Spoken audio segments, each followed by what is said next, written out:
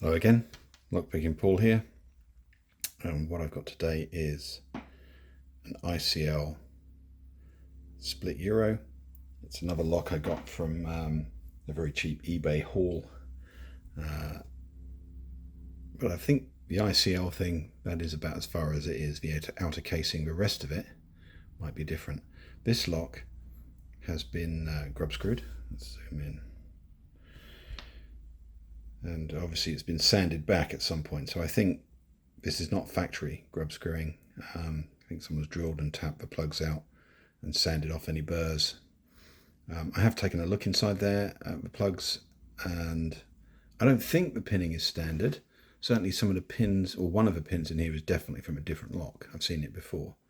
I've seen the type of pin before, and I don't think it would be found in this.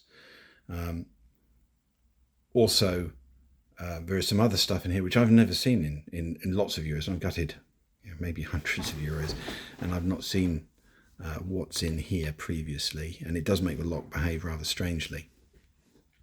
So I've not taken the core out of this yet. I don't know if there's any modification to the core itself. Maybe there is, maybe there isn't. But I've only ever taken the plugs out and taken a look at the pins that way. But I think what we'll do is we'll take the core out once we get it open and have a look inside. So let's get it picked. And then we can have a nose around.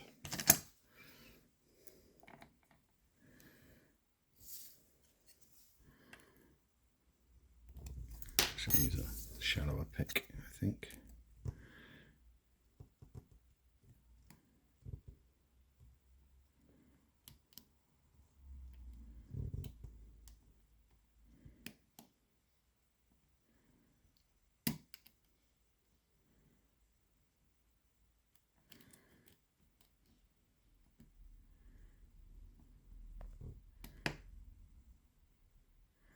Small false set.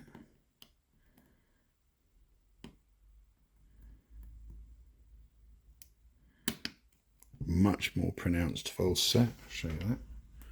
It's really quite a deep false set. What we got? Quick walk along here. Make sure there's nothing that's going to go through a shear line easily. No, we're going to need a deeper hook.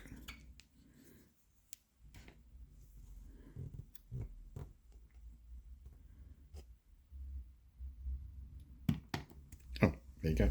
It's open. So, weird, but not hard per se. Let's get it gutted. Right.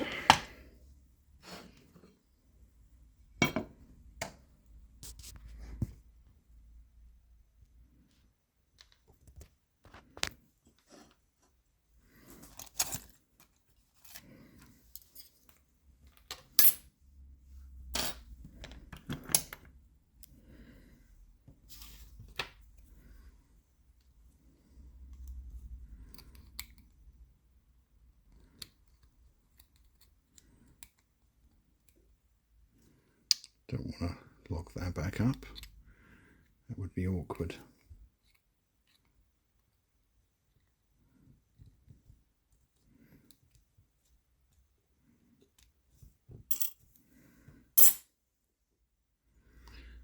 Right, let's get a shim in it.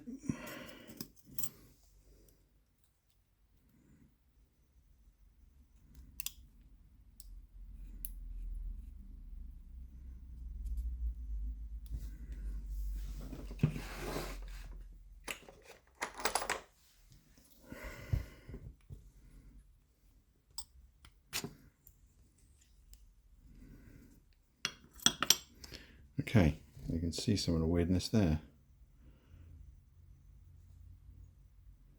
Wish it would focus properly.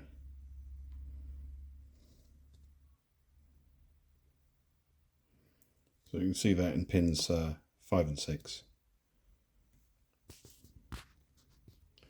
See if I can get that to focus better. Oh, there we go. That's why. Right. Yeah, look, 5 and 6. There's, I would say those are ball bearings. So it does make it feel a little weird. We'll get those out. We'll get everything out. Have a look. So there's a ball bearing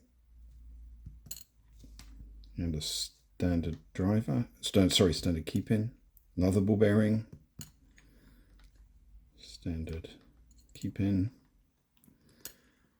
standard keep-in, standard.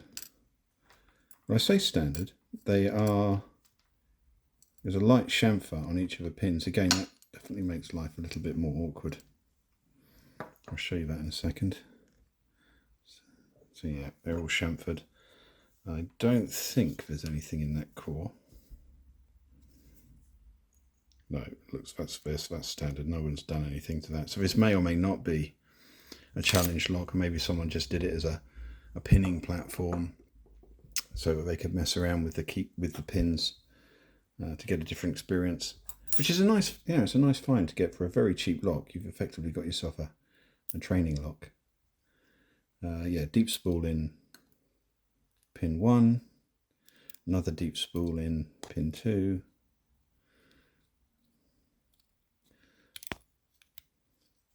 a standard in 3. Let's get rid of that. We've got a standard in 4. Magnetic tweezers, that's a pain. Right, get off of there. Standard in 5. And right, this is like a really, it's steel. It's brass coloured.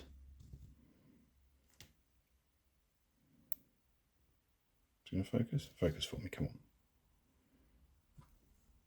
No, it's not going to focus. We'll do it on the tray. It's definitely a steel pin, but it's brass coloured. The 6th one.